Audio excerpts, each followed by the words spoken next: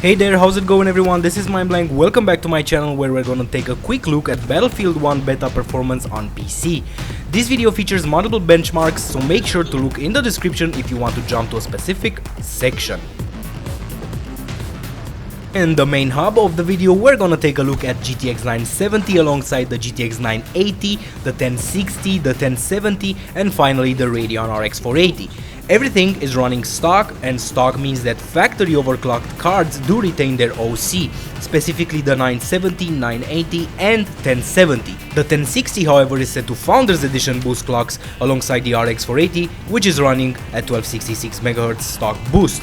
The 1070 however is running at Gigabyte G1 Gaming factory boost clocks. Also, the Afterburner overlay I usually use gave me instability with several cards, and instead of redoing the same segment over and over only to see it crash at the end, I ended up not using it, so you will see BF1's internal FPS display instead. After this main benchmarking segment, we are taking a closer look at specifically GTX 1060 versus RX480 performance.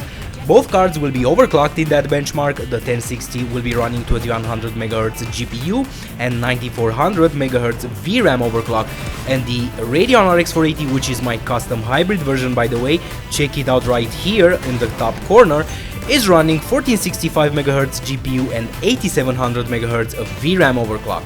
The last will be the GTX 750 Ti segment, where I take a look if this little card, which still hasn't gotten an official replacement from Nvidia, can still cut it at 1080p in the latest Battlefield. Alrighty, so we are at 1080p Ultra preset. It is very hard to benchmark something like this since there are no cutscenes in multiplayer, no built-in benchmarks, and things are very situational. If someone decides to blow a car up right near you, there is nothing you can do about it, of course. However, I think things are matched up pretty good here as the tests have been done in a more serene part of the battlefield. There are 4 locations benchmarked to vary things up a bit.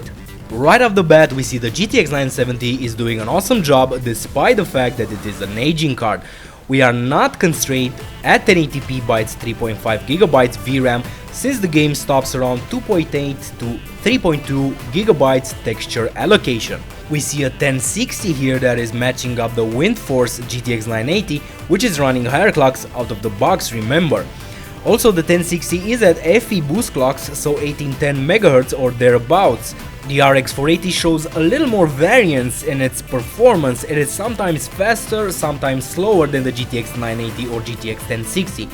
However, I'd say that all 3 cards deliver very similar performance in this game. The GTX 1070 shows it is definitely not a 1080p card unless of course you enjoy your 144Hz panels. It's running at 1960 MHz boost clocks here by the way.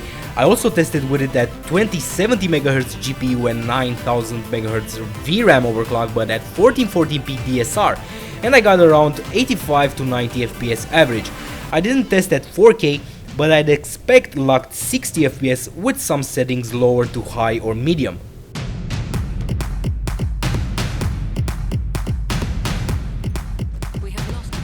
Let's now take a look at the RX480 overclock to 1465 MHz versus the GTX 1060 at 2100 MHz.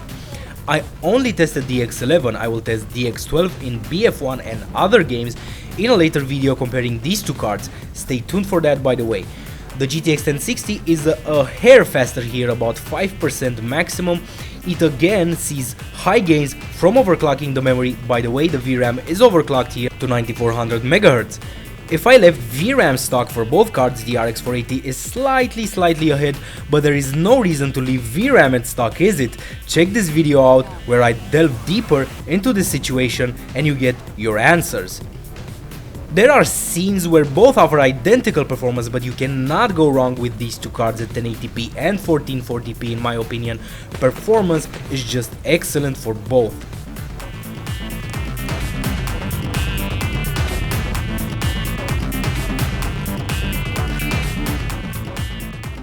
Last but not least is the GTX 750 Ti. I am a fan of this little card as it is cheap and it packs quite a punch for 1080p gaming with above console equivalent settings. I talked about this in several of my videos, but it is a great PC beginner card if you are on a tight budget. Lo and behold, I got this card to perform quite nicely here. This is the palette version of the card, which boosts to 3040 MHz, but this can be overclocked to around 1430 MHz for even more performance and stability in FPS.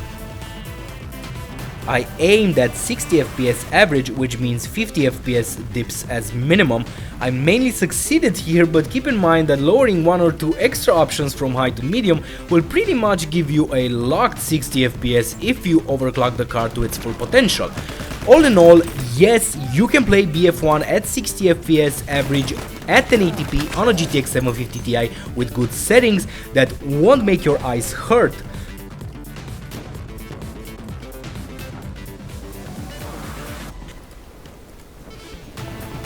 Thank you for watching, everyone. I think this video will help you out in choosing a perfect card for Battlefield 1 and your needs. Don't forget the thumbs up before you leave, share this video to help others, and leave me your opinions down at the bottom in the comments. Subscribe for more awesome content from this channel. See you next time, everybody. Bye bye.